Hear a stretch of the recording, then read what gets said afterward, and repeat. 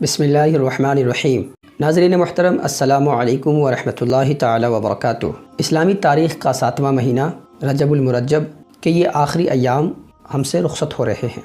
आज 25 रजबुल मुरज्जब है, कल 26 रजब है। कल का दिन गुजार कर जो शब आएगी, जो रात आएगी, उसे 27वीं शब रजबुल मुरज्जब की 27वीं तारीख़ की रात और शब कहलाती है। उस रात में इबादत करना कैसा है, उसकी क्या फ़जीलत है, आज की इस मुख्तसर सी वीडियो में मैं आपके सामने पेश करूंगा। वीडियो शुरू करने से पहले आपसे दरख्वास्त है, इस चैनल को सब्सक्राइब कर दें, बेल आइकन को भी दबा दें और अपनी राय का कमेंट बॉक्स में ज़रूर इजहार करें।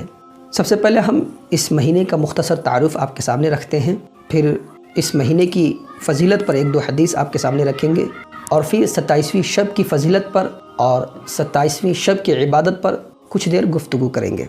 रजब को रजब क्यों कहा जाता है, तो इसकी वजह तस्मिया ये है कि रजब दरअसल ये तरजीब से माखूज़ है। तरजीब के माना ताज़ीम करना के हैं। अहले अरब वाले इसको अल्लाह रब्बुल इज़्ज़त का महीना कहते थे और इसकी ताज़ीम बजा लाते थे, ताज़ीम करते थे, इसलिए इसको रजब कहते हैं। इस हवाले से इमाम गज़ाली अलैहि रहमा ने बहुत अच्छी गुफ्तगू की है अपनी किताब, मशहूर ज़माना किताब मुकाशिफ़तुल क़ुलूब में। वो लिखते हैं कि रजब दरअसल तरजीब से मुश्तक़ यानी निकला है। इसके माना है ताज़ीम करना।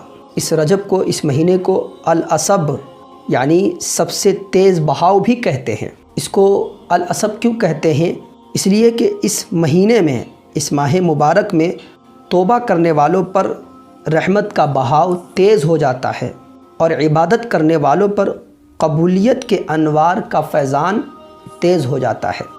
मज़ीद आगे लिखते हैं कि इस महीने को अल-असम यानी खूब बहरा भी कहते हैं। अब अल-असम क्यों कहते हैं, क्योंकि इस महीने में जंगो जदल की आवाज़ बिल्कुल सुनाई नहीं देती, इसलिए इसको अल-असम कहते हैं। और आगे लिखते हैं कि इसे रजब भी कहा जाता है और इसी नाम से यह महीना भी मशहूर है, रजबुल मुरज्जब। रजब दरअसल जन्नत की एक नहर का नाम है जिसका पानी दूध से ज़्यादा सफ़ेद और शहद से ज़्यादा मीठा है। इस नहर से वही शख्स पिएगा जो रजब के महीने में रोज़ा रखेगा।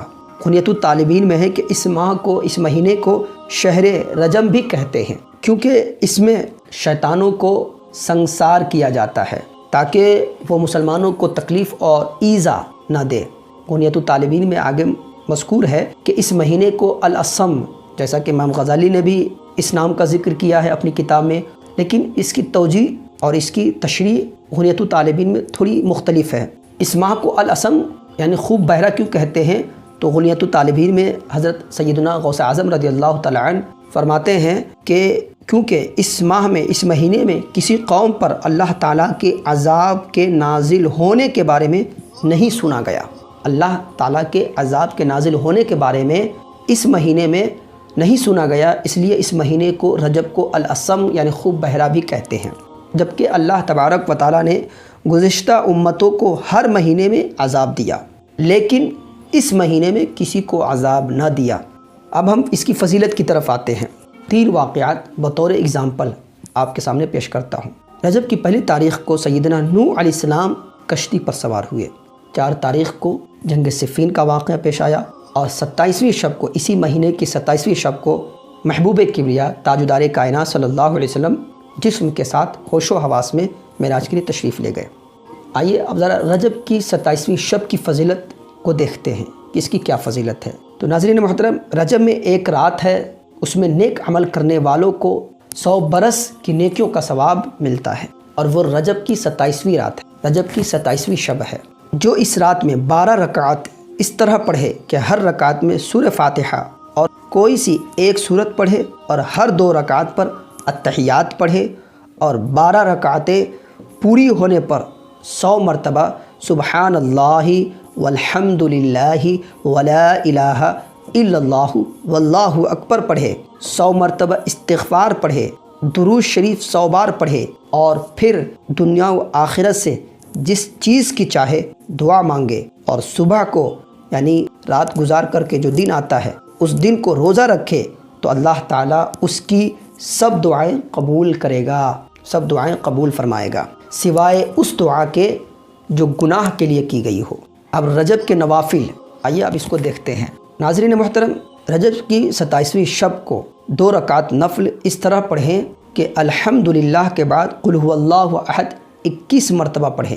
نماز سے فارغ ہونے کے بعد 10 مرتبہ درود شریف پڑھیں اور پھر کہیں اللہم انی اسألک بمشاہدت اسرار المحبین وبالخلوۃ التی خصصت بها سید المرسلین حین اسریت به لیلۃ السابع والعشرین ان ترحم قلب الحزین وتجیب دعوتی یا اکرم الاکرمین، تو اللہ تعالیٰ اس کی دعا قبول فرمائے گا۔